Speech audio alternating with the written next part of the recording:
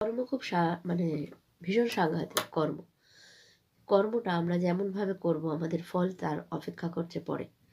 কর্ম যেমন বলছে না, যেমন কর্ম তেমন ফল, তেমনি আমরা যে কর্মটা আজ করব আগামী দিনে সে ফলটা অপেক্ষা করবে। সেটা ভালো কর্ম হতে পারে, খারাপ কর্ম হতে পারে। আমরা কর্ম করার সময় কিন্তু ভেবে দেখি না যে আমরা ভালো করছি না খারাপ করছি। যদি সেটা ভালো হয় তো ভালো, আর যদি সেটা খারাপ হয় তাহলে তো হয়ে গেল, খারাপ অপেক্ষা করছে আমাদের জন্য, খারাপ ফল। তো একটা কথা বলতে পারি যে কর্ম এমন কিছু করা উচিত যে কর্মের কারণে আমি কোনো কিছু, দেখা যাচ্ছে আমরা মন্দিরে যখন যাব বা ঈশ্বরের সামনে যাব বা আমার গুরুর সামনে যাব, সে কর্মের কারণে আমি এমন কর্ম করেছি আমি বুঝতে পারছি আমি ঈশ্বরের কাছে যেতে ভয় পাচ্ছি, যে না ঈশ্বরের সামনে দাঁড়াবো কী করে, গুরুর সামনে দাঁড়াবো কী করে।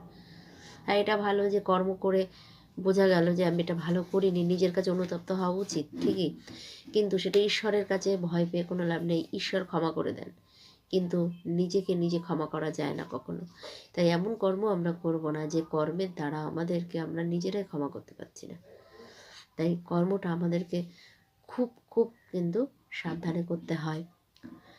কেননা দেখো, আমরা যে কাজগুলো করি আমাদের মনে হয় আমরা ঠিক করছি, এটাই আমি করব, আমাকে কেউ এখান থেকে টলাতে পারবে না। কিন্তু একটা কথা কি, আমরা টলাতে পারবে না কথাটা যেমন সত্য, তেমন এটাও ঠিক যে ঈশ্বর চাইলে কি না হয়। ঈশ্বর যদি চান যে তুমি এই কর্মটা করার ফলে তোমার এই ভোগটা তুমি করবে, তো করবেই। দেখো, কর্ম যেমন ফল তেমন। তুমি যদি যতই এই যে কর্মটা করছো হয়তো সেটা খারাপ, কিন্তু সেই কর্ম তোমাকে কিন্তু ছাড়বে না। এই কর্মের ফলটা তোমাকে পেতেই হবে। তুমি হাজার চেষ্টা করলেও সে কর্মফল থেকে কিন্তু এড়িয়ে আসতে পারবে না। তাই কর্মফলের জন্য তোমাকে অপেক্ষা করতে হবে। তুমি কর্মটা করছো, করে যাও। তোমাকে কেউ বারণ করছে, তুমি শুধরাচ্ছ না, ওখান থেকে বেরিয়েও আসছো না, এসো না, ওখানেই বসে থাকো। কিন্তু মনে রাখবে, কর্ম তোমাকে ছাড়বে না। কর্ম তোমাকে ওই ফল ভোগ করিয়ে ছাড়বে। কারণ যে কর্ম আজকে তুমি করছো, আগামী দিনের জন্য তুমি অপেক্ষায় থাকো তার ফল ভোগ করার জন্য। এটাই সত্যি। তাই কর্ম হতে আমাদের অবশ্যই সাবধান থাকা উচিত।